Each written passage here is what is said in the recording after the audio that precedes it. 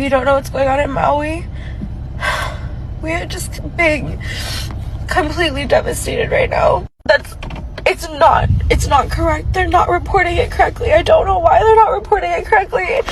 There's hundreds, at least 600, if not thousands of people who are dead in the streets, floating in the ocean. There's over 3,000 homes that have been burned to the ground. There's no help here on the ground. All it is residents pulling together. My whole entire truck is full of supplies right now. Just residents going to the store, going to Walmart, going into Costco, buying as much as they can, driving it straight into Lahaina. I went there last night and there was a fire that started and we got so scared we weren't able to drop off all the supplies. But there was flames that we saw and we were like, we just have to get out of here. It's so awful. Hey everyone. I feel compelled to shed light on some important facts about the Maui wildfires. Let's set personal opinions aside and focus on the facts. First off, there were no emergency sirens activated to warn residents, despite the presence of these sirens on the island. It's baffling, isn't it? Another thing to note is that school was canceled on that day, meaning that all the kids were at home. Imagine the panic and confusion that must have ensued. But here's where it gets even more alarming. When residents tried to fight the flames approaching their homes using hoses, they were greeted with a shocking revelation. The water had been shut off. Can you imagine the desperation and frustration they must have felt? Both residents and firefighters were left without this crucial resource. And as if that wasn't enough, the situation at Front Street in Lahaina added an extra layer of disbelief.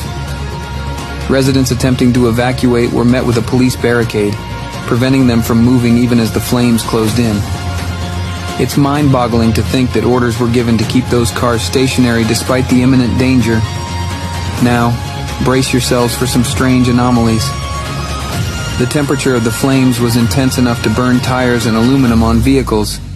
Weirder still, some blue umbrellas were left unscathed, while trees stood strong amidst the devastation. But perhaps the most puzzling aspect is the selective preservation of blue-colored objects near destroyed areas. It defies logic and raises even more questions about what actually happened. You've all seen the haunting photos of cars double-parked on Front Street in Lahaina, where people were forced to abandon their vehicles and seek refuge in the ocean. Now here's the thing. All the glass is gone. I did some research and found out that the melting point of glass is 2,600 degrees, while the average temperature of a wildfire is almost 1,500 degrees.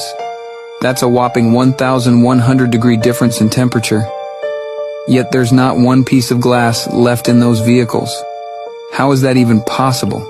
It's mind-boggling.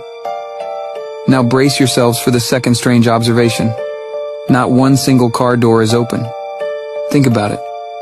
If these people were trapped by the fire and had to escape the flames, wouldn't there be at least a few car doors left open? It's like every single person who jumped out of those cars closed their doors before making a desperate dash into the ocean. It's absolutely baffling. I can't help but wonder, is there something more to this? Could there have been some mysterious microwave frequency that immobilized these individuals? Is it possible that they never even got a chance to escape their vehicles? I'm not claiming to have all the answers. I'm just asking the questions. There's something off about this whole situation, and we can't ignore it.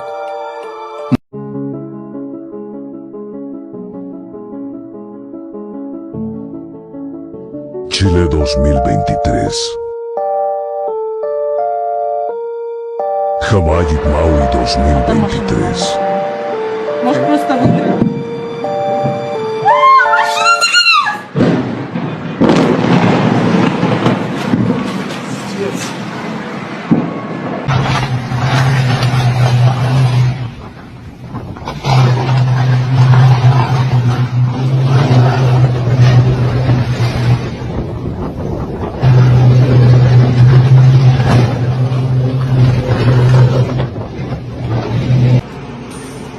Let's say on a small island in the Pacific.